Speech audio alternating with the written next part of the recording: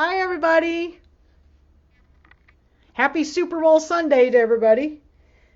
I got to see a lot of people at the sale today. Let's see if I can write a comment so I can see things. Oops, second here. Sometimes I don't get to see anything until I type a comment. Oh, people are coming in. Hello. So I got to see some of you. I didn't comb my hair. Sorry. You're going to get me with messy hair tonight. I usually go in and comb my hair, but I forgot tonight. Hi, Lan. Hi, Jackie. Hi, Terry. Oh, Garnet's here. Marcia's here. Hello, everybody. So I got to see some of you at the Super Bowl sale today. Thanks for coming in. Oh, ran into Diane at Helios. Yeah, I didn't get to go up there, of course, so. Cool. Hi, Cheryl. Hi, Maria. Hi, Pat. Cool, all kinds of people coming in. How is everybody tonight? Oh, Jackie, you missed it twice. Yeah, it was in Iowa City today, and it was in Davenport yesterday. Sorry. It was fun. We had fun. It was a fun day today. It was busy all day, so. Oh, hi, Clara. So is everybody watching the Super Bowl too? I know Tim was very excited about the Super Bowl. His Kansas City Chiefs were in the Super Bowl, so he was very excited. Hi, Deb. So anyway, we had Kansas City Chiefs cookies, and we had Kansas City Chiefs balloons at the sale. We didn't have any of the other team. He didn't buy any of the other team, so we just got Kansas City. It's pretty funny. But yeah, we had a fun time at the Super Bowl sale today. I'm always glad when it's done because it's a long day and it's always busy. So we had a really good time though. Hi, Lisa. Hi, Pat. So is everybody ready to finish your rugs? These rugs are really fun to do, and they don't really take all that much time. I mean, these are actually a lot faster than the oval ones. The oval ones take a lot longer, so these don't take too long, and they go together really easily. You do have to iron those, so we'll talk about ironing here in a little bit. Hi, Marcia. Hi, Barb. So people are coming in. Yeah, so I got home about 4:30 and ran around and fed the cats and did the whole thing, and now I'm ready to sew for the evening. I might go out and get something for supper though afterwards. We didn't have much for food. We had finger food. I was kind of grazing off the finger food today. It was nice to get. At least we had something there to eat. So Tim always makes really good food. He had like smokies, and we had veggies, and we had cupcakes. We had all kinds of stuff. So it was pretty cool. He does pretty well with the food. So. Oh, we got a couple more people coming in. We'll wait a few more minutes until we get started. But the rugs are fun. So I did some pre-sewing on my rug so that you don't have to sit here and watch me make the entire rug. So we'll do the last 5 or 7 pieces at the bottom, but you'll get, and I'll talk to how I did the top. So I did some pre-sewing this week, so it would go a little faster. I have you on one knee and the for the Super Bowl. Barb was going to watch the Super Bowl. Cool. What was the top seller? Jackie, what was the top seller at our Super Bowl sale was Scan and Cuts. I think we sold 6. I think we have one gal call and she and her sisters are going to buy some, and they haven't gotten them yet. And then we sold 3. Scan and Cuts in the store today. So yeah, that was the best seller, I think. Hi, Tammy. So some of you are not watching the Super Bowl. You're going to sit here and make rugs with me, and everybody else is watching the Super Bowl, huh?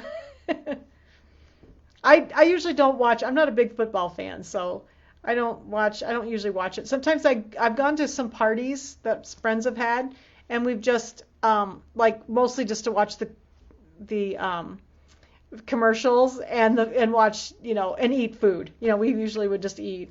I never really pay attention to the football, so Football to me is what occurs on either side of the marching band show, because I was a band person. So that's what I've always thought about football. I know how it works and everything. Hi, Deb. So yeah, we got some more people coming in. We'll wait a few more minutes. I was kind of late getting home, and oh, here comes Judy and Jeanette. Jeanette, you found me! Yay! I got to see Jeanette today, and I saw Judy today. She helped work today. So, and Barb was in today. Who else is on here that's been in? There was a bunch of people in today. We had a bunch of people in the store. A bunch of these folks that are here tonight are from the Quad Cities too. So I didn't go down there. I had to work in the store in Iowa City yesterday. Hi, Evie. I saw Evie today. Okay, well, it's about 5 after, and so let's go ahead and get started on our rug. It's going to take a little bit because I want to show you also how to put the, got thumbs up, so everybody's ready to start, huh? Can you hear me? Is everybody hearing me okay? The camera was being weird, so I think it's okay, though. Okay, so first thing what we're going to do, we're going to talk a little bit about needles and thread. So I'm going to turn the needles, thread, and then a foot that I use when I do these rugs. And then I'm going to turn the camera around here, and I may have to move the camera. Let me turn it around for a second, and then I think I'll move it over here in a minute, okay? A second here.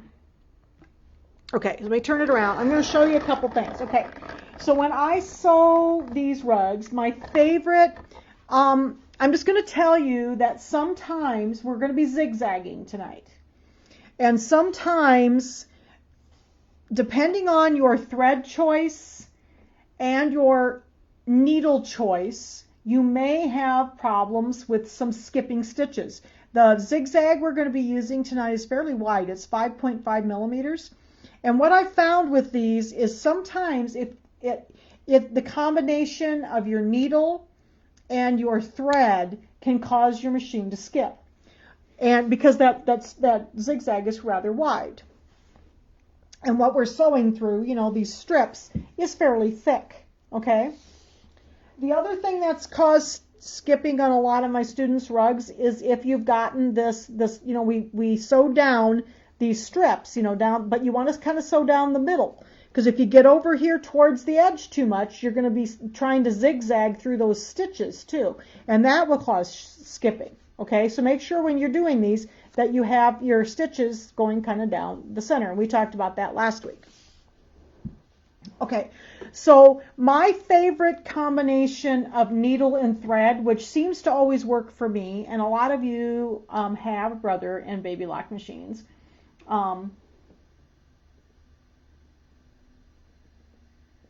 Oh, I don't know. I've never tried that, Lisa. It's possible. But my favorite combination of thread and needle is I either use my number 11, believe it or not, my number 11 embroidery needles that I embroider with, or the other one I like is a number 12 Microtex needle. The Microtex needles have a really sharp point on them, and I normally use a number 12. They also have number 14s, and those often will work well. But I have a tendency to go down to the smaller needles because they don't punch such big holes. And, I like that soft batting. We talked about the batting a little bit last week. I like that soft batting. So I don't really need to use a really big needle to go sew through this. And if it's nice and sharp, even this is a number 12 Microtex I did put in tonight. And I would otherwise use a number 11 embroidery needle, and if I had a problem with those two, I might go to a number 14. But those are my two favorites, number 12 Microtex and a number 11 embroidery needle, because I always have those around, and the Microtex are really nice needles though. Then my favorite thread is a 100% cotton thread. This is that Pima cotton thread that I was telling you about that I get from either Craftsy or Hobby Lobby. They have a Pima cotton, and it's a nice quality thread. It's a number 50 thread, and that's been my best combination, is either the 11 or 12 needle and that cotton thread. There was one rug that I did. I don't happen to have it here. It's a sample up at the Helios quilt store. It was one of the straight ones that I did, and that one I did in batiks. And I had a really hard time with the batik fabrics, and so I had to do a lot of combination of needles and threads. And finally, the combination that worked well was a number 11 embroidery needle with the Metler polyester thread. That's what worked well, because that with that batik, which is sort of has a lot of thread count in it, I was having problems with skipping stitches. So that's what worked for me. So I would tell you, when you start doing your zigzag, have a couple of thread possibilities and a couple of needle possibilities, because you may need to do some adjustment to not have any skipping stitches. Okay. So hopefully I won't skip any stitches tonight. If I do, I'll switch back to my number 11 embroidery needle. So we'll see how it goes, because normally this combination works fine for me. Okay. Now I'm going to talk about feet. You can do a couple of different feet for this to do the zigzagging. My favorite combination is actually, I have one of these, and this is called an edge joining foot. So you can see this is a foot that has a zigzag, hole in the center. And then if you look in the center of it here, see it's got this little tine. And I'm going to put my two pieces of, the two little rolls of batting, I'm going to put those up against this tine in the center, and I can basically zigzag down that and never miss. So it's really, really nice. I often use this too. I bought this years ago, and mine's different than the new ones. Mine's silver in the center. This little tine is silver. The new ones are black, just so you know. I bought this years ago because I make porcelain dolls, and we did a lot of lace-to-lace insertion. And so I use this foot for lace-to-lace insertion as well. But this worked great for the rugs, especially the straight one. So that's what I'm going to use tonight, is this edge joining foot. And I have these in both stores, so if you don't have an edge joining foot for your machine, they work great. You can use your regular J foot. You notice that then it's closed in here. So I have a little more trouble. I'll miss. My two tubes are separate, and I'll miss with this foot. But it works fine. The other thing that I've noticed, that some of especially the older machines, I often have to put this J foot back on because they want to skip. Some of the older ones with the shorter feed dogs, the J foot really works better than the edge joining foot. So I don't have any trouble with my newer machine, but I had a few students that had littler or older machines that were having problems. So we put the J foot back on with the cotton thread, and then they got rid of their skipping. So just be aware, you may have to have a couple of options for your feet. The other one that you could use, I don't think I have it out here, is an open toe foot. That would work. Then you can see better where you're driving. And I got one in here in my bag. Just a second here. I forgot to get that one out. I don't use my open toe foot as much. Here it is. Whoops. I got bobbins in here, but I can't find my open toe foot. I've got a little bag that I keep all my feet and stuff in. And it's just for the rugs. So I know I've got one in here. There it is. Same color as the bobbins. It's clear. So here's that open toe foot. I like the plastic one better than the metal one for some reason. I don't know why. I've always had, this one's old. The new ones have more little red dots on it so you can see where you're going. But this one also works for, when I started making the rugs, I started using this one. And when I work with the oval rug, which we did before, I actually will start with an open toe or the J foot for a couple of rounds because it's so tight, and then I'll go to the edge joining foot. But the straight ones, you don't have to. You can just start right with the edge joining foot. So that's what I'm going to use tonight. So there's some possibilities. So that's something you might want to keep ahead, keep aside, is some feet in case you need to change your foot. All right. So let me get turned here. Make sure there's nobody. Oh, hi, Denise. Hi, Pam. All right. So I'm going to put my edge joining foot on tonight. Oops. See if I can get it lined up. All right. And then I'm going to put my thread underneath there. I've got the same thread in the bobbin. I've got my Pima cotton thread in the bobbin. All right, so now I'm going to move this camera over so you can see better what I'm doing to do the lining up of the strips here. Okay. It's going to look a little weird for a second, so just a second, I got to get this clamped on again.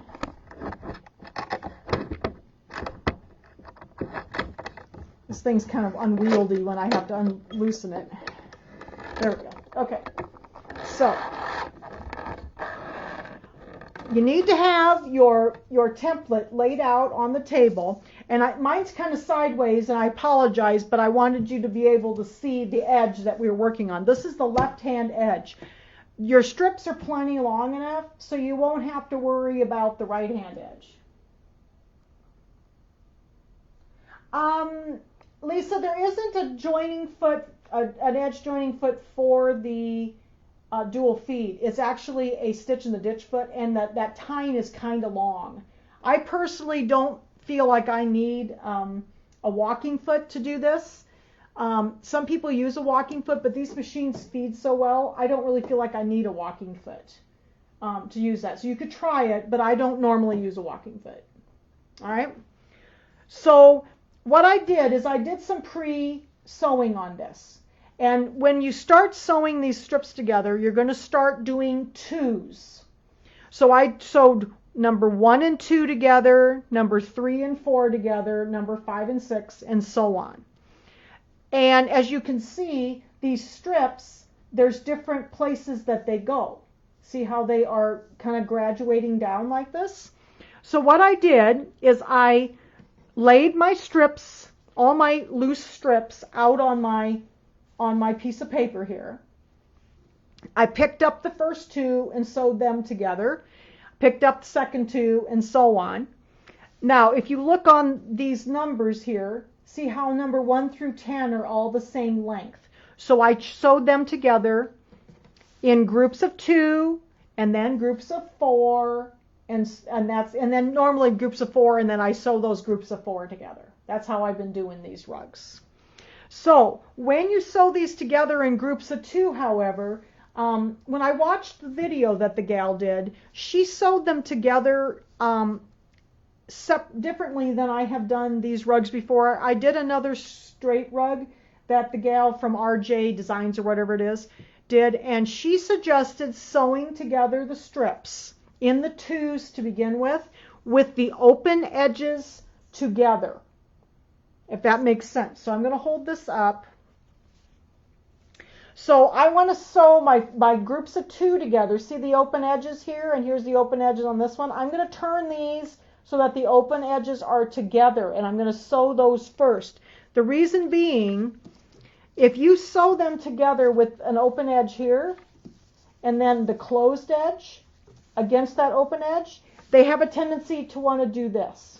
They want to look like a rainbow. I want my rug to be very, very straight, and we're going to talk about ironing, because you have to iron when you make these rugs, whether they be the oval ones or the straight ones. You have to iron and you have to starch.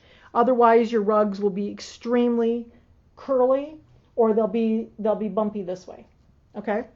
So I have sewn together already these top ones, like this whole area. This is 2 groups of 8 here. And then this is a group of 8 here, so that I've already sewn those together. What I'm going to do is you're going to start at the top and do the 2s. So what we'll do is we'll just pretend this is the top, but I'm down here at number 25. So my strip number 25 and number 26. So I'm going to show you these 5 strips down here. I did the other ones the same way, and you're going to follow your diagram. Okay? So this is number 25. I have to find it. This is number 25, this blue one. Okay? And this one will go here. Looks like I got a little batting sticking out, so let's cut that batting off. Okay? And then this is number 26. But you notice that they are inset from one another slightly. Okay? So what I do is, this is number 26 here. I've got them marked. So remember, we marked them last week. I'm going to put number 25 with, this is the open edge, and here's number 26. But see, there's a little jog in there, and I'm going to lay them down on the paper, and I've got a pin. And I'm just going to take my pin, and I'm going to mark where the lower one needs to go on the upper one. So you can see how I got the pin in there. Let me see if I can get the camera a little closer. So you can see my pin right here. So I know where they need to go together, okay? And I did that on all the upper ones. Now some of these upper ones up here, see, I had like 10 of them that were all straight. And then I had to jog over. So when I was doing these in groups of 2, the first 5 groups of 2 were all the same length. But then when I got to number 10, I did 9 and 10 together, but then 11 and 12, see 11 and 12 are in set. I had a couple of those that were together the same set length. And then 13 and 14. So like here's my first one that kind of jogged over. See, 13 and 14 are right here. And then 15 and 16 were the same length. So you just have to watch your pattern. And then like this is 17. So see 17 and 18. See how they jog over right here? And 19 and 20 were the same length. Okay? So that's what we have to just be careful that we're getting them in the right order. Okay, so here's number 25. So we'll just pretend this is the top. We're going to start on 25. So I've got 25 and 26 together. 26 needs to be a little lower or pushed in from 25. So I'm going to hold those together. And I've got my pin in there so I can see, and I'm going to bring my camera down so you can see my sewing machine. It's harder for me to sew with the camera on this side, but you won't be able to see what I'm doing otherwise. Okay, so I've got, whoops, come back here. So I've got the open ends are towards each other. Here's the open ends, okay, right here. I'm going to put those together, and this is important because your rug will not be flat if you try to sew an open end to a closed end. They just don't lay flat. So I'm going to butt these up together with the open ends together up to that pin. So see, I have that little jog in there. And then the other thing that's important about sewing these together, so I'm going to lay my foot, I want to go right up to where the 2 of them start, and I want to make sure that my needle is going to start right in the fabric, okay? And I dropped my needle. Did you notice I dropped my needle in there? I'm going to get it started, but then I want to show you what I have settings on my machine. So we'll switch the camera. I'm just going to get it set in there. Okay. So on the machine, I have chosen, my favorite stitch is number 1-10. And the reason I use that is there's a little polka dot at the end of it. If you want to use an automated tie-in and tie-off, that comes into play. But I like to use just a tie-off and not a reverse when I'm doing this. Because if you're using a thread that's dark, that's going to show a lot on your rug, and you back up with the zigzags, you really notice it. So I like to tie knots instead, because sometimes you run out of thread or whatever, and you have to tie a knot. So I'd highly recommend using either 1-0. I usually use 1-0-10, and then I use on my machine, since we have 2 buttons, it doesn't matter as much. But the older ones don't have this little polka dot button, and that's the one that ties a knot in place. I have people on here with older machines that only have a reverse.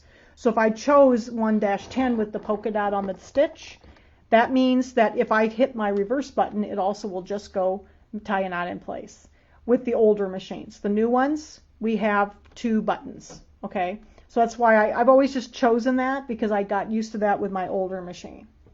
All right, so I've got my zigzag, and then what I use for sizes is the width is 5.5 and the length is 2.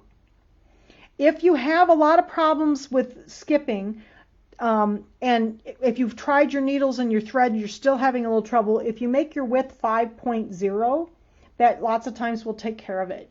However, you have to watch a little more closely because you can miss a little easier. So I do like the 5.5 the best. All right. So it's 2 length and 5.5 width. All right, so we're going to go back over here. So I've got these lined up. My little tine is going right down the center of this hole, of the strip, okay? And I've got the open edges together. So I'm not going to tie off. I'm just going to sew, and I'm going to sew down. Now, when you're doing this zigzagging, as you can see, I'm trying to stay extremely straight with my strips. Don't, hold them off this way or this way, because what's going to happen when you sew them? They're going to angle that way. So try to keep very, very straight. If you look on your needle plate, you can keep it very straight. That's the important part about these rugs. If you don't stay straight with them, they start doing all kinds of weird shapes. So give me a second here. I'm going to have to adjust my camera because I can't see where I'm sewing. I have to kind of look through the camera to sew, so. Alright, so we're going to zigzag down this strip. We're going to start on the left-hand side. I started, like on the left-hand side where my little thing was. I'm trying to stay very straight so that my strips are very straight. And I'm not pushing or pulling them. I'm just letting the machine pull them through. Okay, so I'm off now, and I'm just going to cut. All right, so there's our first strip set. This is 2 strips. All right. Now, I don't normally iron until I get to the 4s. The 2s usually are okay. They'll stay straight enough, but then I always iron when I get to the 4s. So I'm going to set this over here on my pattern piece. So here's my 25 and my 26. Take my pin out. Okay, now we need to do 27 and 28. So here's 27. Okay, this one goes here. Looks like I need to trim my batting a little bit. I'm not very good with the batting sometimes. I have to trim it off the end. It gets in my way. Okay, here's 27 and here's 28. So again, see 27 and 28 have a little jog in it. So I'm going to grab my pin. I got my pin here. I'm going to put 27 and 28. Now 27, I'm going to flip it over so that my open edges are right here. 27 and 28. So I'm going to put 28 in the orientation to 27 I need, and then I'm going to take that pin and I'm going to bring my pin in so I can get those lined up correctly. Okay? Like that. Does that make sense? Does everybody see that okay? I'll hold it a little closer so you can see. All right, so I've got those, so I can pick them up. I know where it's going to be. Again, I'm picking these up so that the open part of the...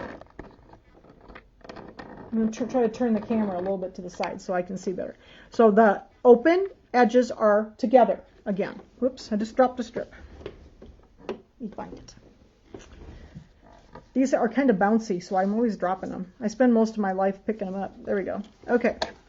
So I'm going to lay that up to the pin. I'm going to put this under my foot so that the needle is just on the edge of the fabric, and I'm going to drop my needle first before I start to sew. Okay? Then I'm going to keep these very straight and sew down the edge. And that edge joining foot is so nice because I can butt those little strips right up to that tine that's in the center, and I don't even have to really watch. Everything stays very straight.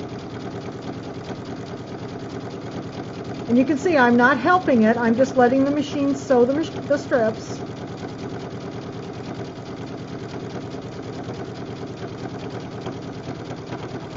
Okay. And then I'm going to cut off at the end. So this is number 27 and 28. Okay, and I'm not getting any skipping. It's looking really good. So that combination of thread and needle that I have is good. Okay, so make sure there's no more comments. Okay. All right, then I have one extra one at the bottom here. So that was number 29. Let me go back over this way so you can see. So I'm going to lay 27 and 28 in their spot, and then I'm just going to add number 29. Now, the one thing that she did say is that on number 29, this one's going to be cut off quite a bit. So you want to have the open edge down on this particular one, because you're going to be cutting this off when we cut out the shape. So make sure that the open edge is down on this last strip. So I'm going to, make sure I have the left-hand side. Here we go. I'm going to put the open edge down, and I'm going to put it up to number 28. And you can see the orientation. I'm going to put my pin in so I know where it needs to go. And the pin works really good for me. You can use like one of those little clover clips if you want to, but the pin just works good for me for this. Because I just need to have a position marked. Okay, like that. And then I've got 2 of these. So I'm going to pull both of those over. It was kind of a trick to figure out how I can show you all these patterns and everything, because I also need to iron tonight. So hopefully you're able to see okay. All right, so I've got my thread under my foot. I'm going to put it right up to that pin. Turn the camera a little bit. Put it right up to the pin. Whoops, here. And I want to make sure that my fabric, my needle's going to drop down into my fabric. Okay, drop my needle.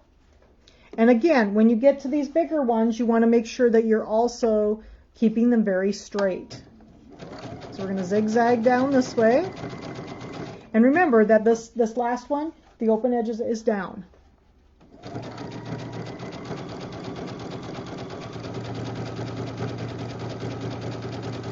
And of course at the top of the rug, we're not going to be cutting that off.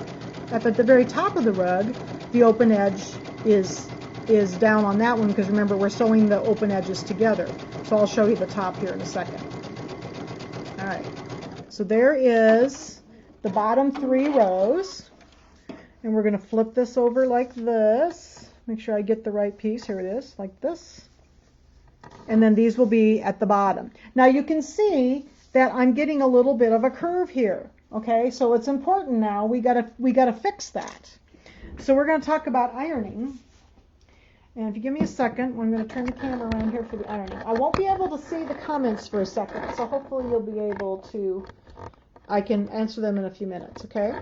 So I'm going to take actually all these strips that I've done this evening, and I'm going to iron them so that they're very straight before I sew them together. I normally do this when there's 4, but since I've got 5 strips, I think I'll just iron these both. When I iron these, I like to have them on a nice big surface so I can do the whole thing. I have this big pad that goes over my ironing board or over my cutting table, so it's really nice. And I use starch. I'm going to starch them. Now, I am allergic to a lot of starch, so I actually use a starch that I make, and this is the recipe for the starch.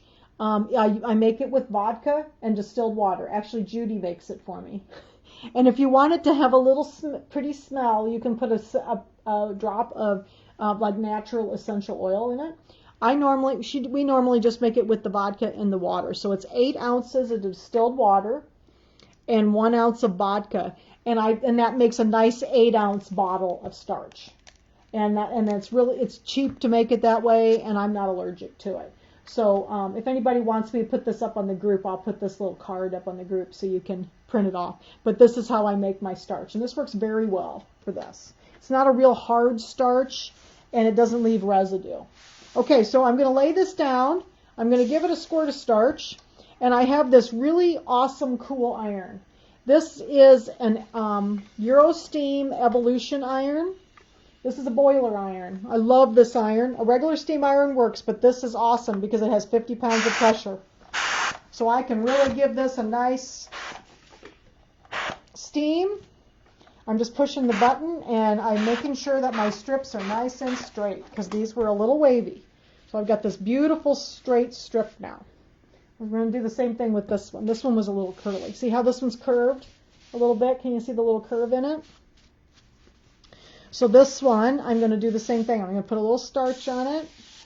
I'm going to take my iron, and I'm just going to give it a little spritz, and I'm keeping them straight. This iron is the bomb. I love it.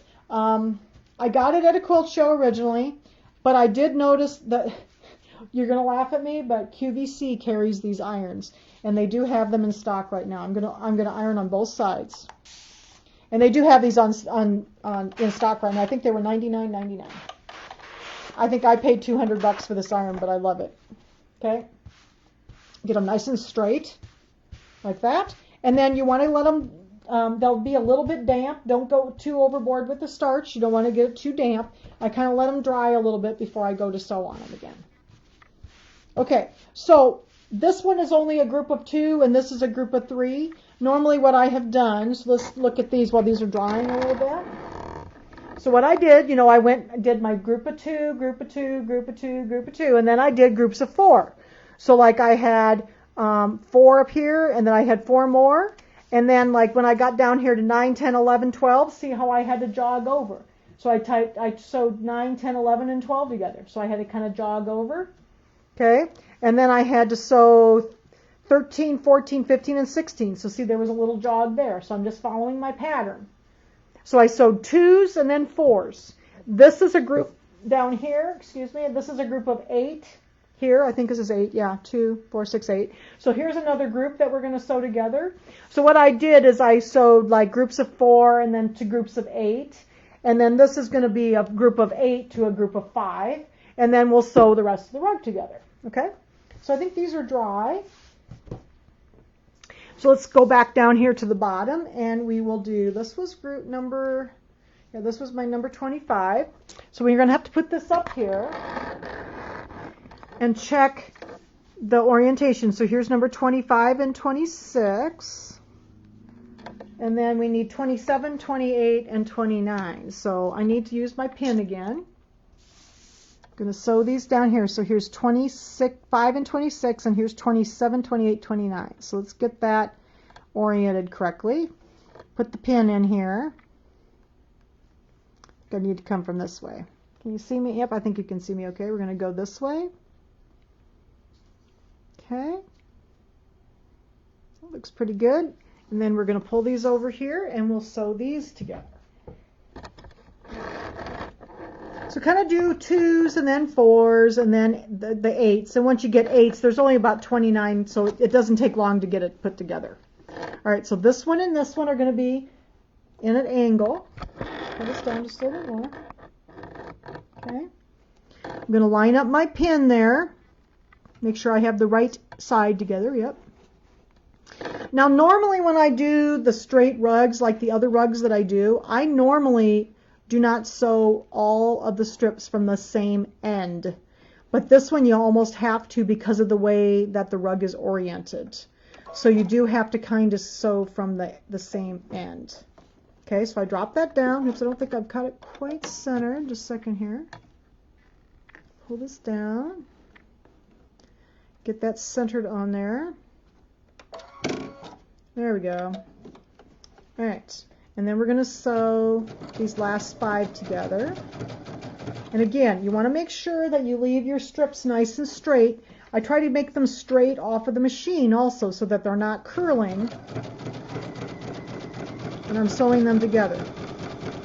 And you can kind of look on your needle plate. You can see if things are staying straight. So I kind of watch my machine to make sure that I've got them straight.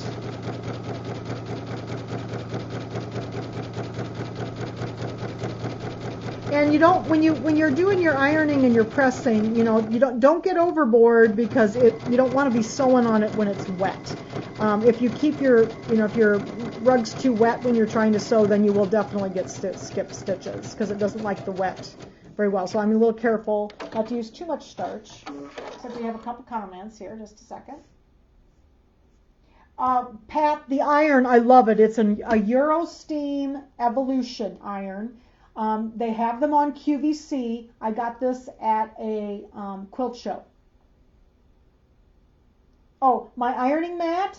My ironing mat is a Orland Brunson special. My friend Orland Brunson, I'm not sure if Kathy and Orland are on here tonight. Orland made this out of a piece of like laminate, and then I just took ironing board cover and what's that stuff called? Insulbrite, and just covered it. This is just a board. And I put it over my cutting table. So this was really easy to make. Orland cut the piece of wood for me, and then I just made the ironing cover. Okay, so yeah, so the Eurosteam Evolution iron, like I said, I found it on QVC the other day, and it was $99, $99.99. So they had 2 colors. They had red and blue. Mine's gray, so it's boring. Okay, but no, the mat, I just made it. It's a really, I love it. It works great, and it covers my entire cutting table. If I turn my camera around, see my cutting table back there? It covers that entire cutting table mat, that mat on my cutting table. And then I have one of those wool ironing mats at the end of it. So I have like the whole table, and it's 5 feet long, I can iron on. So it's awesome. Okay, so we got all of our strips. Oops, second here. Where'd my strips go? Here they are. Sorry, I lost my strips. All right, so here's the last bit of our strips. So let's go ahead and sew some of this together. So we've got 1 through about 16 here. And then this starts at 17. So see, you can see at 17, 18, and so on, they're all kind of graduated down. And then here's 25. So let's go ahead and sew. I've sewn like these 2 groups of 8 together up here. So let's sew this group of 8 to this group. And I'm going to go ahead, well, let's sew the bottom one. That'll be a little easier, and we can just do the middle together. So I'm going to get this section here together, and here's number 25 that we did tonight. I think I've got them backwards. There we go. Okay, so here's my 25. Take my pin out, and I'm going to butt it up to number 24 and make sure that I have the orientation correct here. And then I'll put my pin in. There, so that's where I'm going to start. And then I'm going to pull this down, and I'm going to pull this whole thing around. Now I do have to get rid of a couple things on my machine here. Make sure I pulled my pin out. Let's try this again. It's hard when you have a camera between your arms. Okay, so there's I'm 24 and this is 25. So, okay, so flip this around to bring it down to the machine. But I wanted to sew at least part of this together. I didn't think you needed to see me sew the whole thing. I think you're all getting the idea. But I wanted to sew part of it together so you could see the little... Yeah, Orland may get a lot of new friends. Orland does a lot of fun stuff. He's very talented. Okay, so here is so this was strip number 24, and this is our 25. So we need to get them lined up where they belong here. Right there. I'm going to put this down under the foot. Hopefully not pull my pin out. To kind of get it oriented. Okay. Put my needle down, get everything straight, and I try to kind of sit, when I do this, I kind of try to sit so that I'm not keeping the strips like crooked with my knees and stuff, because you want to keep everything really straight. Now the other thing I'll talk about while I'm sewing this together is my cabinet here. You notice that my cabinet is very flat. And this is one of those unique sewing furniture cabinets, and my machine is always at the flatbed level. So when I'm sewing, if you have an extension table or if you can make your machine flat, it's much easier to sew these rugs together, and it's very important to keep them flat. So there I can finally reach, because I couldn't reach because of the rug, my foot controller. Okay, so we're going to bring this down.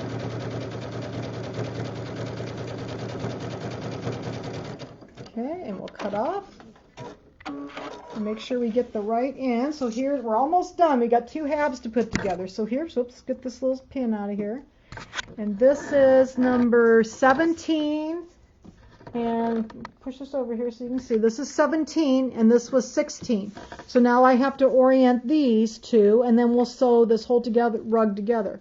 So you can see my table here. See how I'm flat? And then, I don't know if you can see it behind here, but it's all flat. And then it's flat all the way back because I've got the little quilt leaf up too. So it makes sewing these rugs very important if you can keep your machine very flat. Use an extension table. If you can't sew with your machine in a cabinet that's in a flatbed position, use an extension table, because the flatter it is, the easier it is to keep your rug flat. If your rug is Yeah, it's, I tell you, the whole flat thing, Denise, is a huge thing. And it's very hard, but if you do this with a cabinet that you can use the flat bed, and the same thing with the same thing when you're using the, doing any kind of sewing really, and then like doing quilting with your embroidery machine, with these cabinets are awesome because everything's flat. Okay, so we're going to go over here, and I've got this is 16, this is 17, so I'm going to get them oriented here again. And then I'm going to put my pin in so I know where that has to go. Okay, like that, and then I'm going to swing this all around. Now this one might be a little tough for me because I've got this camera in here, so we'll swing this around like this, and this one has to swing around like this. Okay, so I'll bring the camera around so you can see what I'm doing. And this is what's going to make it hard because I can't keep this real flat because I can't got my knees in the way here, so I can't reach my foot. I might actually unplug the foot controller and use the button because I can't reach it. Okay, because of the camera. All right, so we're going to get this down on here, and I'm going to line up that last one with my pin, drop my foot, I'm going to drop my needle to help me hold it. Okay, and then I'm going to have to take a couple stitches here with the button. I got to turn my button down a little bit. And this one's going to be a little tough for me just because of the camera, so I apologize. I may struggle a little bit to get it up here. Okay, once it gets up on the table a little bit more, it's fine. The trick is to keep it very flat, so I can keep it flat on the side over here and on the flat side of the machine. There we go. So I am using the button. You know, on these machines we can use the start-stop button to run these machines, so we don't need a foot controller. And sometimes when I do this, I actually use that because then I don't have to step down on the gas the whole time. And I can sew consistently. This machine's a little bigger, so I use my foot controller more just because the buttons are higher on this machine. Okay, so we're going to, and you can see how the rug is laying nice and flat behind the machine.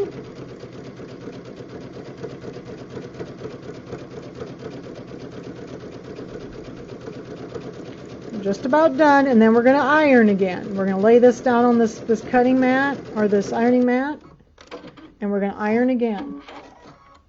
Okay, guys, a couple more comments. Let me see. I have to scroll them up. Okay.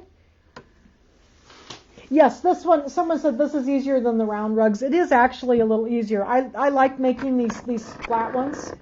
This one was a little weird the way they did the pattern, you know, with all the little jogging down the side here. So it's taken me a little while to get used to that, but I thought it was a pretty easy pattern. Okay, so let me bring this over so you can see. Now I'm going to lay this out on my table over here, and we're going to give this a nice press. So see, it's pretty flat. Lay it down on my cutting table. Can you see okay? And then I'm going to give this a good starch. We're going to iron on both sides, and think I'm about out of starch too. Okay, and I'm going to give this a good press with the steam. What's different about these irons is they have 50 pounds of pressure. When you push the steam button, it gives pressure. So that's why if you need something flat, this is the iron to do it. So I got one side done, and I'm going to flip this over, and we'll do the other side. So I iron a lot. I ironed every 4 strips. I've ironed every 8 strips, and then I iron the entire rug. So I do iron a lot. When I iron the oval ones, I iron after every round. Because if you don't iron, it will not be flat. Okay. So here is our rug. Let me set this up here for a second. So here's our rug, and we're ready to put the pattern on and cut it out to the shape we want it. So you can see it's kind of graduated down. I was working all from the left-hand side, okay? And you'll notice that my ones on the right-hand side are just a little off, but there's plenty of space over there for the pattern. So they will end up being, because the strips kind of stretch a little bit, and they stretch a little bit and that kind of thing, but there's plenty of room over here, okay? So they're not quite as even on that side. All right, so this is the front of my rug. So what do you think, everybody? Isn't that pretty? This one was kind of a southwestern thing. It was kind of a neat, I think I got this jelly roll at Joann's. So, all right. So what I did when I made, remember last week we talked about having two patterns. So this pattern here, where the iron is sitting now, this pattern, I'm keeping this one all in one piece so that I can make more rugs. So I have that pattern so I can get my orientation here. Okay. This one, I printed my other one and I have cut it out. So it's over here. Okay, oops, second here. So here's the one that I've cut out. This is the one that I'm going to use to cut out my shape of my rug. Okay, and then I cut one out so that I have two. I have this. I'll just keep this one for cutting the shape and the other one for you doing the sewing. Now at the top of this rug, let's show you the top again. At the top of the rug, remember, this is the closed side of the strip. So we got that beautiful closed side on that. We do not have to put any binding on that side. We're just going to put binding along the edge after we cut this out. So to cut this out, see it's nice and flat, and I'm going to, like I said, I wanted to let it dry just a little bit before I did this. I'm going to take my template that I cut out. Got to find my clips. And I'm going to put clips up. I'm going to line this up so that I've got plenty of space around the edge. And I also want to line up my bottom here. Tip the camera just a little. Okay. I want to make sure that this one is about even on the bottom. So I kind of, when I lay this on, I can kind of tell that I'm good if I've got this one kind of evenly spaced on the bottom. Okay. And you want to line the top of the pattern up to the top of your strip up here. Hold the camera up just a little bit, okay? And then I'm going to clip this at the top with my little clover clips all across the top.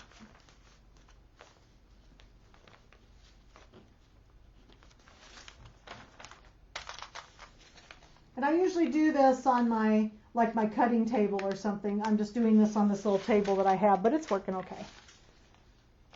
All right, so you can see that we're good on all the sides, and you want to make sure your pattern's nice and flat. Now my pattern was a little curly,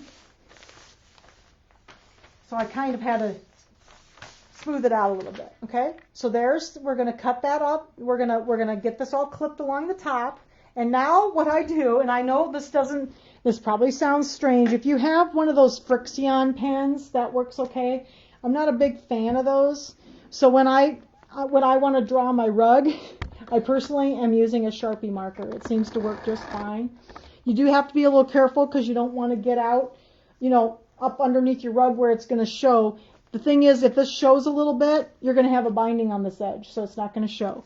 So I'm going to take my Sharpie marker, and I'm using a black one because that works good with this.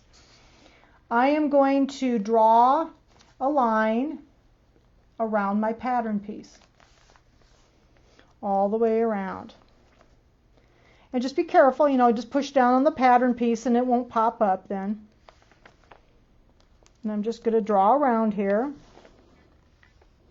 So I have a nice dark line to go by.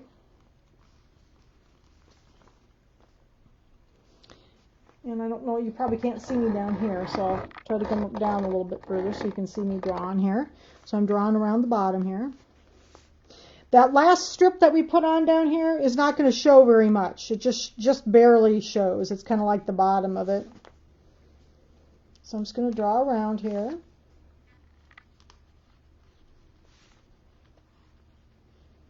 Okay, hopefully you can still see me, and I'll move the camera a little bit more if you need me to.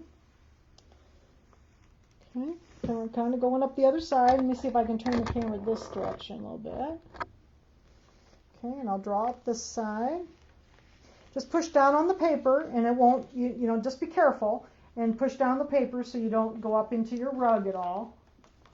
My paper's a little crooked up here, but I think we'll still be okay. So I'm just drawing around that paper. The one thing with the Frixion pens, if you happen to have to iron or something, Frixion pens iron out. So that's why the Sharpie markers seem to work better for me. And I don't have any Frixion pens because sometimes they don't come out when you iron either. All right, so I'm going to unclip these now. And take my pattern off. Just a second, let me move this out of the way. Take my pattern off, and there's my outline of my rug. Okay, can you see the black line along here? I think you might be able to see it a little better on this side. Okay, so there's my line. And we'll lay this up here. And I have some really sharp Ginger shears. You want to have a good sharp shear to do this, and a pretty good sized one. These are my Gingers that I love these, my patriotic ones. So I'm going to take this, I think I can see my line all the way around, and I'm just going to cut the shape of my rug out. Just be careful, you know, stay right on your line. Just going to cut it out. Try to stay as smooth as you can. We are going to put binding on this. Hopefully you can still see me. I'm kind of got my back to the computer, so hopefully you can still see what I'm doing. So I'm going to cut this out. Oops. And you do need to have your scissors be sharp. You know, you may have to get a new pair if you've got an older pair of scissors, but these are really sharp ones. They do a good job of cutting through this. These are not that thick, really. The gal in the video that I watched had some sort of special shears she used, but I didn't have any trouble with my standard shears, but I do have good ones and they're sharp. Okay, so we'll do this side. I'm going to go up around this way and come down on it.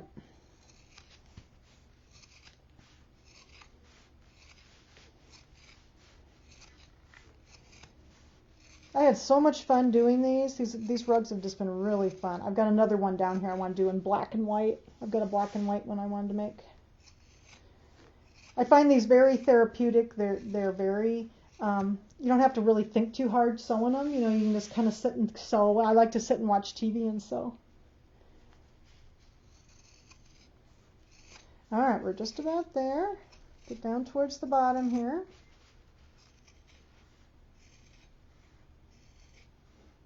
And you will, you know, most of that bottom strip is actually cut off, so. Okay. So I got my little scraps here. You know, this is all that was left over.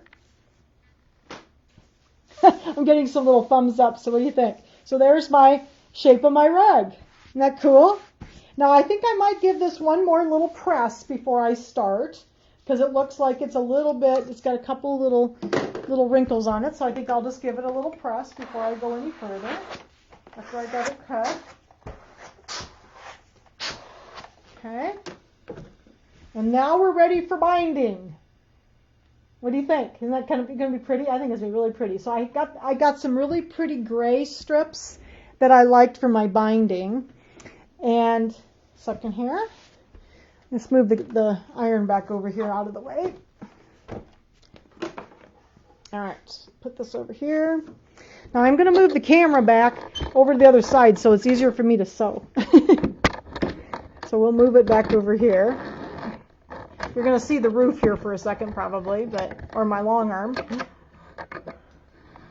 So I'll move this over here, then it's easier for me to sew, to put this binding on. Okay, so when you put the binding on, first we have to make the binding, right? So what I did to make my binding, get my cord out of the way, is you need 2 strips. So remember we saved 2 strips out of our rug, out of our jelly roll that we liked. I liked these gray ones. And then what I did is I sewed the 2 strips together with the diagonal. And then I folded it in half like that. So this is 2.5 inch binding, so it's going to be a little wider. So I like my binding to be very snug. So I'm going to take a little bit bigger seam allowance than I normally do for binding on this rug because I want my binding to be very snug. So I'm going to change my foot now from my edge joining foot back to my J foot. And hopefully I don't get the thread caught in here at the same time. Okay, thread underneath the foot. And now I'm going to go over here to, I'm going to go over here and I'm going to choose a straight stitch in the center. So I usually use 104. And I want the length to be a little longer because we're going through some thickness. So I'm going to bring the length up to 3. And what I'm going to do, normally I would choose a 1/4 inch seam allowance. But I want my binding to be a little tighter, so I've been using a 3/8 inch seam allowance. Looks like I have a thread I need to trim here. And so I'm going to, this was the front of my rug, right here. I'm going to flip this over and I'm going to sew it on the back and flip it over to the front. So we're going to start on the back, so I just flipped it over. And to do the binding on these, what I do, going to have to probably plug my foot controller back in again in a second here. Because I got to hang on to the rug. All right. I'm going to leave about, an inch or so up here. And I got to find my clips here. I'm going to take my binding and I'm going to leave. I'm going to bring the camera down just a little bit more. There we go. So you can see. And I'm going to leave about an inch or so at the top. All right. Then I'm going to take, and you're going to put the raw edges together. This is the curved edge, or this is the folded edge. And I'm going to clip around, all the way around here. And actually, when I did these the other day, I didn't actually clip it. I just held it. And it does work okay to do it that way too. So I might just clip a little bit, and then I'll hold it the rest of the way. So I'm just going to clip these on. Because normally when I do binding, I don't clip anything. I just hold it. And this one actually worked okay. This binding is not on the bias, but it is fine to go around the curve. The curve is fairly gentle.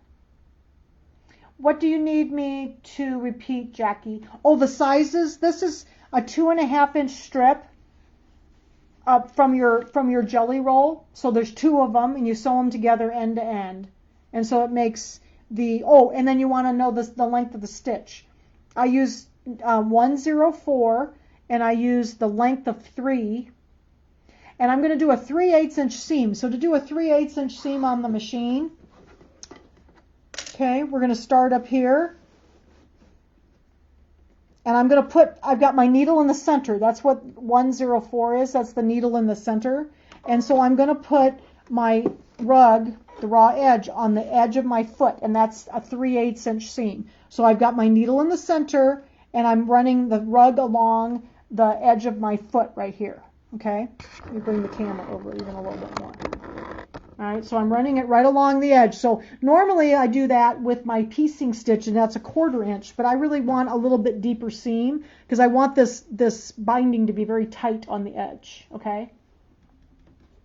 All right, so we're going to run this along. I'm going to drop my needle. I'm going to tie a knot, and then we're going to start working around the edge here. Again, this is about a 3/8 inch seam. The needle's in the center, and I'm driving with the foot along the edge of the rug and the binding. Like I said, I normally just hold the binding. The gal told us in the video said to clip it, but I don't really need to. I just hold it usually. It's easier for me. Okay, and then you notice here, see how my nice flat table, see how I've got this? And the rug stays nice and flat while I'm working on it. That also helps it to stay flat. Okay, so let's keep going here.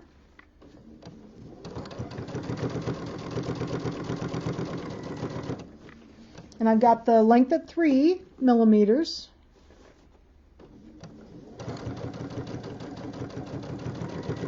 I found there's 2 more rugs I really want to do. There's a really neat one that's square that you do it like in triangular quarters. It's interesting. I want to try that. I haven't got that pattern out to try it yet. And then I found the cutest tree skirt done with the strips. I thought that would be really fun to try the tree skirt. Okay, so we're going around the bottom here.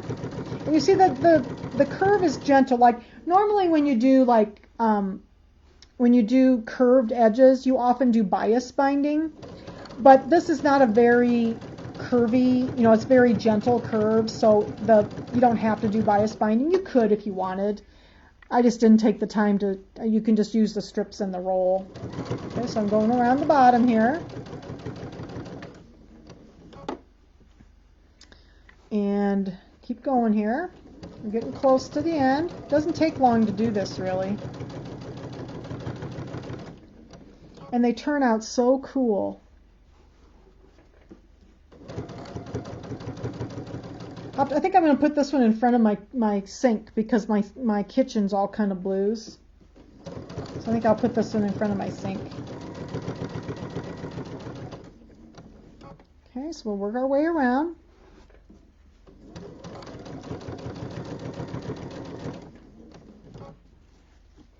Just about done, actually. We've got about 12 inches left. Okay. And there we go. But I found if I did the little bit bigger seam allowance, the 1/4 inch, the 2.5 inch binding is a little wider than most of the stuff that I do. I usually use 2 1/4 inch binding because I like my binding to be very snug along the edge of my quilts and stuff. So this one works well with the bigger seam. Okay, so I'm going to tie a knot at the end here and cut it off, and then we're going to leave again about 1 inch or so at the end here and cut off the rest of this binding. So I'm going to leave 1 inch or so at the end like that. Now I will use the clips for this, so we're going to flip this over to the front. Okay, so now we're ready to pull this over and we're going to stitch it down. But we need to cover up this edge down here. Okay, now this might be a little bit more than I want, so I may cut just a little bit of this off. But what I'm going to do is, let's cut maybe 1/4 inch off or so. It might be a little easier to tuck it. So what you do with this end, you're going to kind of tuck this over and pull this down before you turn it over. So let's start down here and go back. Sometimes I start down a little ways and clip it up here and then go back to that little flip because it's sometimes a little hard to get it flipped if I don't have a hold of some of this. So we're going to flip it over, and then sometimes what I do is I actually take this little corner that's sticking out and flip it in a little bit before I flip it over. And then you get a nice edge at the top. Like that. Put a clip there. Like that. Let's put one here. So this one I will clip. I do clip these when I do the actual binding part. Okay, we'll clip around. Wished I could have done this. I could have pre-clipped it, but you'll have to just watch me clip, guys. Sorry. So we'll clip around. And yeah, that binding is going to be nice and snug. Oops.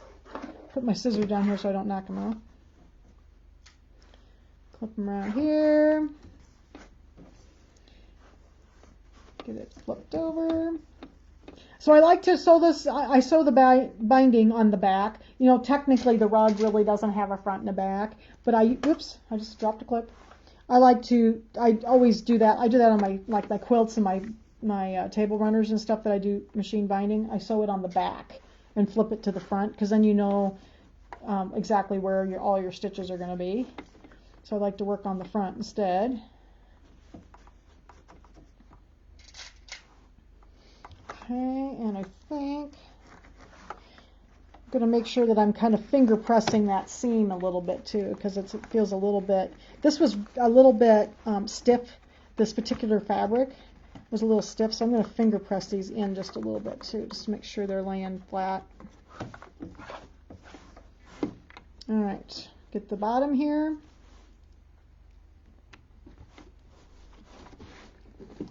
Working our way around the curve.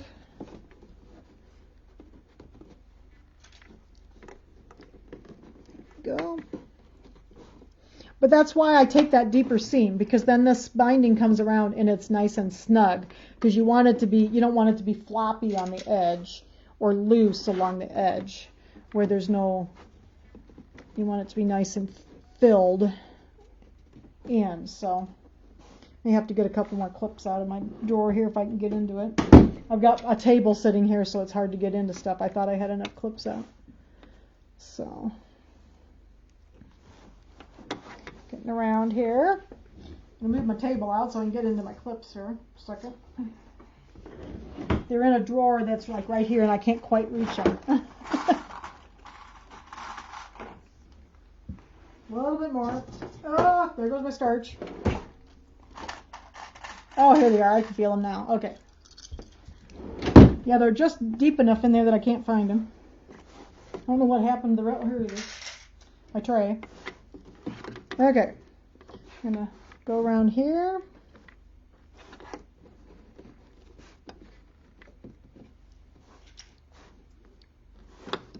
Getting close, and then we're going to down here. We're down here at the end again. So what I'm going to do is, this one looks pretty good. I made this one a little shorter.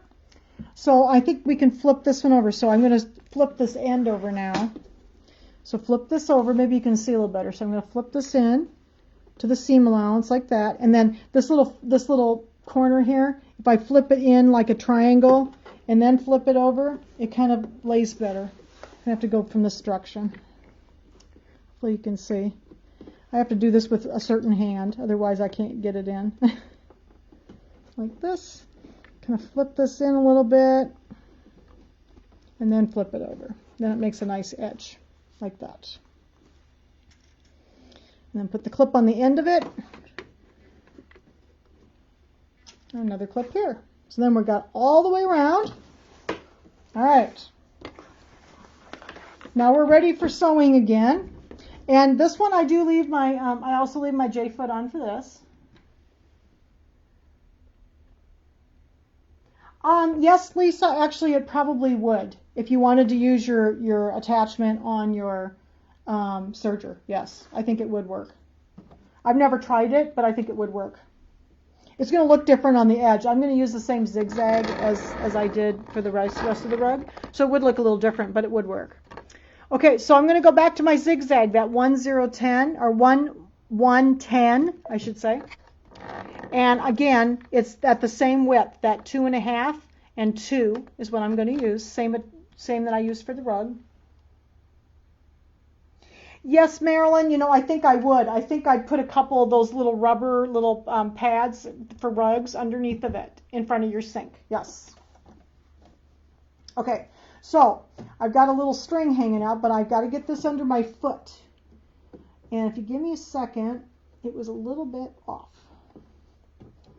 Okay, now the only time that I do back up when I do these is when I'm doing the binding. I like to back up over the edge a little bit so that, and what I'm doing, and I'm hoping you can see when I get down here, you know, in the middle of our J feet, there's a little notch in the center right where the needle is, the center of it is. I'm going to run that notch along the edge of my zigzag, or of the edge of this binding, because I want most of the zigzagging to be on the binding, not off the binding, because that way I know it's going to catch on the back too. So that's what I'm looking for. Okay, so I'm going to run this on here. I've got the little notch right along the edge of my binding, and I'm going to drop my needle. I'm going to have to take a couple of stitches forward, and I'm doing zigzag here. Okay, I'm taking a couple stitches forward, and then I'm going to use the reverse button, and I'm going to back up over that. Okay, then sometimes what I'll do is I'll take another stitch forward, and then I'll use the tie off button, the little polka dot, and tie a knot, so that I've got that ends well tied off.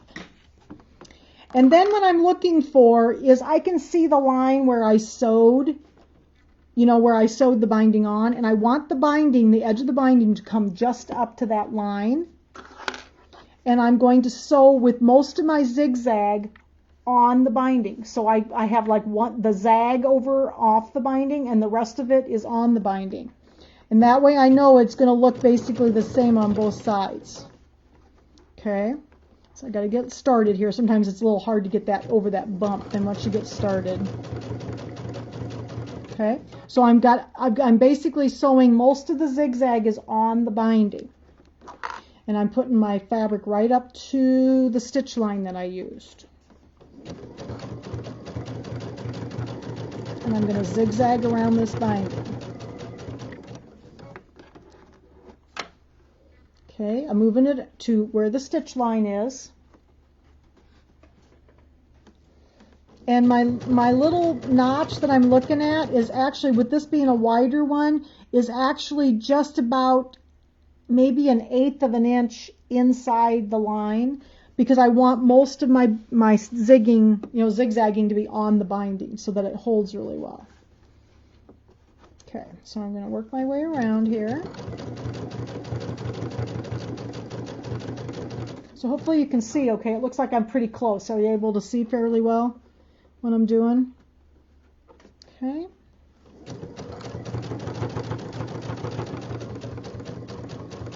I actually really like putting the binding on because it's like I'm almost done. And it's fun to put pick your favorite strip to put around the binding. Okay, second one, take another clip out. Make sure I've got it right on my line. Like that.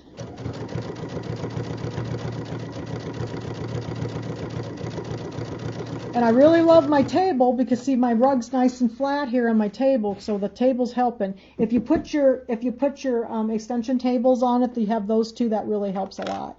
When I'm doing these at the store, my machine sits on a table, so I use my extension table there, and that works really, really well for the rugs.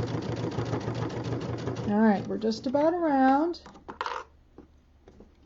Got to check my line.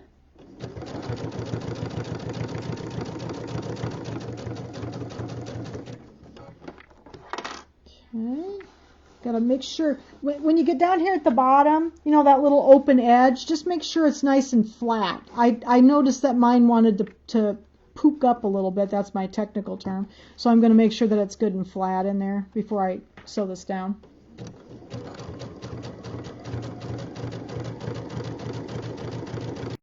Okay. Same thing here. I just got to make sure that this is flat. That little strip, you just barely have any of it left in there. It's just barely, it's just barely in the rug, so there's just a little sliver of it in there. So I noticed that it's a little harder with that sometimes to keep it flat. There we go. That's better.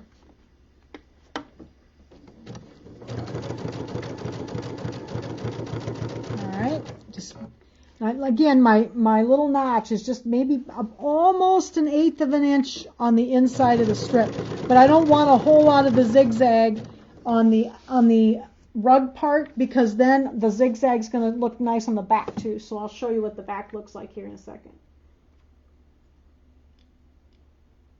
What line are you talking about that you say to make sure the binding is? Oh, the stitching line, Denise, that you stitched it on with.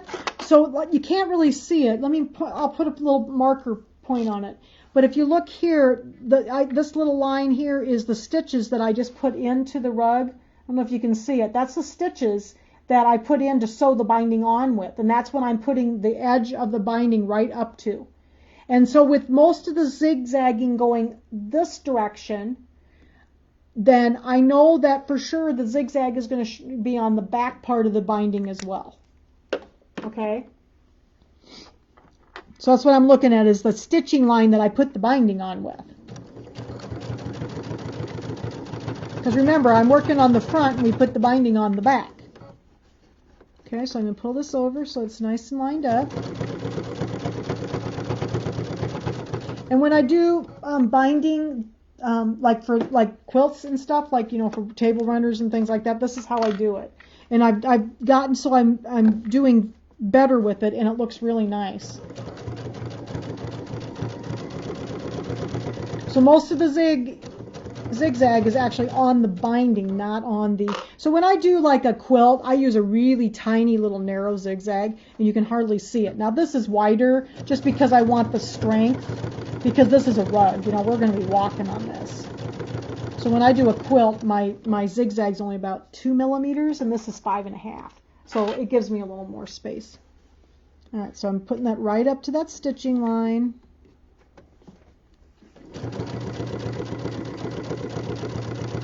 But I've learned if my needle drops just on the inside of the binding, that almost, I know it's going to catch and look beautiful on the back too, because then it's on the binding.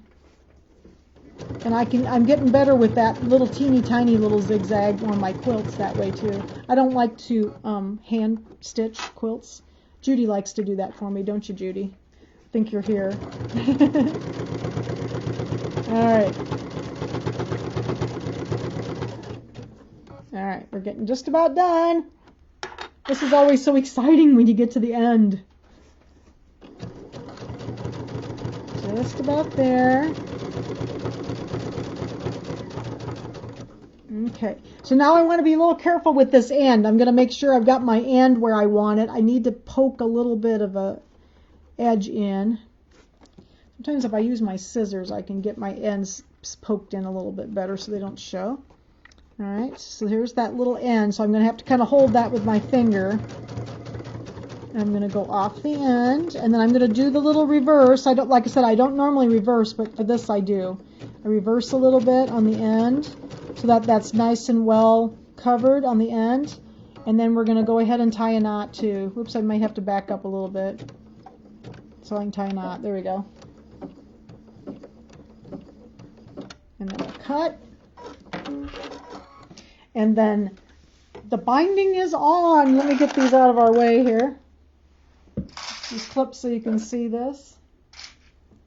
Looks pretty good. What do you think? Isn't that beautiful binding? And the binding looks real nice on the back. So like here's the back of the binding. So see, most of my zigzagging is right on the edge of the binding. So it makes it look really nice on the back too.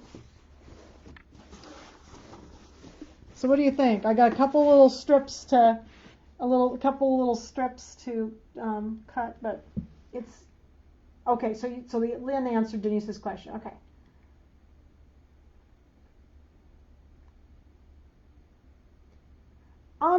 I think you could. It's not going to be round though, Lynn, but I think you could put two of these together and make kind of an oval shaped rug. Yeah, you could do two of these and then sew them together in the middle, and I think you could do that. It'd be kind of an oval rug then. It's not going to be round, but it would look really cool if you have a space for that, because it's going to be twice as big then. So yeah, that'd be really cool. So what do you think? So there's another rug. Let's lay it over here so you can see it. Pull my table back a little closer so you can see it. I've got all the stuff laying all over here. It's hard when I do these bigger classes. I need to find a place to put everything. So let's bring this over here so you can see a little bit better. Okay. So then you can get a fuller view. So what do you think? Hold it up. Isn't that neat? That was a pretty jelly roll. I really like that. I got to trim a little trim over here. Got some threads sticking up. So I'm anxious to see everybody else's rugs. I am going to give this one more press with my cool iron so that it's nice and flat, but I'm so anxious to see everybody else's rugs. So what do you think? So this one was pretty. I'll show you the other two that I did again so you can remember what they look like. Remember, I did a Christmas rug. This one had the Christmas fabrics in it. Wasn't that pretty? And then this was the one I put in on the class stuff. Was this kind of turquoise one. I thought this was pretty too. But aren't those pretty and fun to make? All right, oops, second here. I got some comments, so I need to scroll up.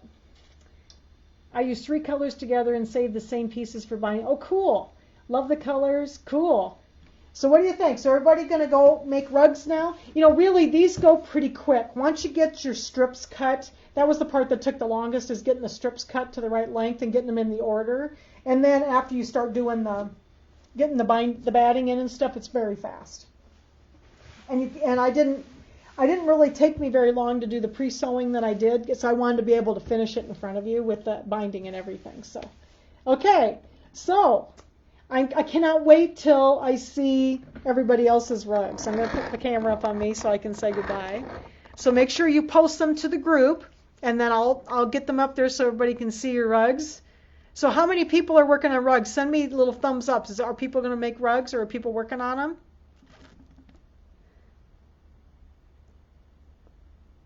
Oh, Lynn and I like to go to Joann's and buy jelly rolls. Yes, I buy a lot of jelly rolls at Joann's because I make a lot of rugs, and you know, I can get like 2 jelly rolls for $15 because I've been making a lot of rugs. So people are making rugs. Awesome, yeah. And I've had a couple people have already sent pictures of their rugs, and they're turning out beautifully. So please, when you get them done, send the pictures and post the pictures on the group so we can see them. So, okay. And so now you can get back to the Super Bowl, for those of you who are watching the Super Bowl. I think these would make a nice, I do too. They're so fun to do, and I mean, everybody needs a rug. And like, I always have a rug in front of my kitchen sink. I thought this would be nice in my kitchen. So that's where I'm going to put it. So, okay. So next week is the 9th. So next week will be the software class. So we won't have sewing class next week. It'll be software on sessions on software. And we're going to do the